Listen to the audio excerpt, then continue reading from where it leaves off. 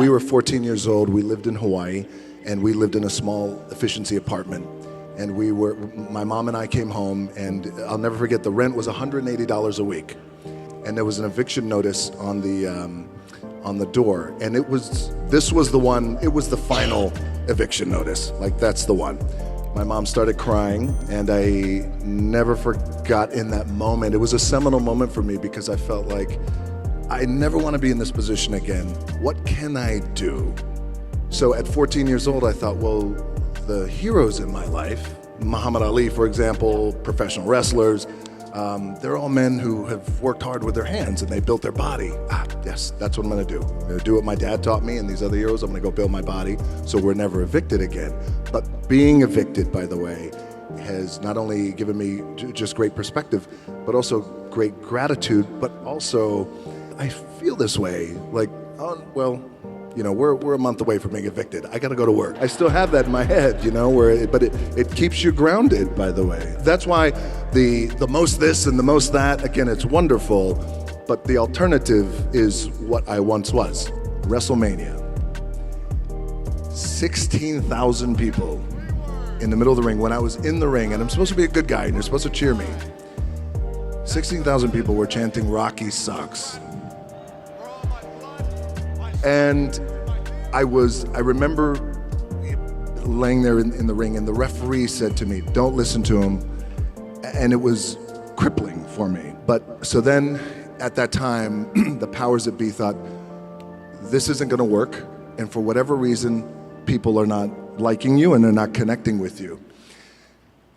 And so in that moment, it was very defining because I asked then, if I could just be myself, and if I could go out there, and if I can speak to the crowd, and if I could just be myself and be authentic, and if I don't want to smile, I don't smile. If I want to laugh, I laugh. If I want to sing, I sing. Whatever it is, I just want to be me. Can I have that for 1 minute of live TV time? Powers that be at that time, Vince McMahon said, you got it. So on Raw, live TV, I grabbed the microphone and I said, well, Rocky Maivia is a lot of things, but sucks isn't one of them. I guess the moral of this story is the importance and the power of finding your identity and being true to who you are. Even in that wild world of pro wrestling, it still applies to everyone in the room, and how powerful that could be, because it was a true shift and click moment. And I never looked back, and I became, fortunately, the biggest draw that the business has ever seen. It wasn't that bad. I love the pump. Remember, the cops came to arrest me out of class here. She'll tell you about it. Coming back to this field is just so incredibly surreal. It feels like serendipity 1,000 times over. But this field wasn't here. This field was made up of grass and dirt, and this is where we practice. We practice every day in this hot ass sun, but it's what we did to get better. It's what we did to be the hardest workers in the room at that time. I was 14 years old, but what's interesting about that time for me is that I was in many ways a walking contradiction. And what I mean by a walking contradiction, I mean at that time I was still struggling to stay on the right path at 14 years old. Yes, I was out here, I was busting my ass, I was working as hard as I possibly could in the weight room, which is still right over there. But at the same time, I struggled to stay on the right path. I was getting arrested.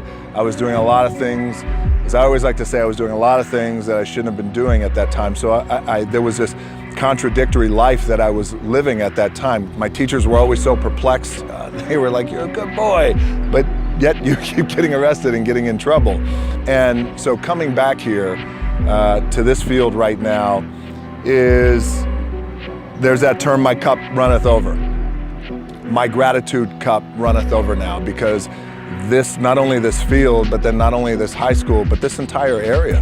This is where I grew up. This is where so many of my life's moments, my defining life moments took place, and many of which were struggles in the past. So to be able to come back here, this version of not only this field, but this version of who I am today, on the eve of launching a television show based on my life, much of which took place here in Hawaii, it's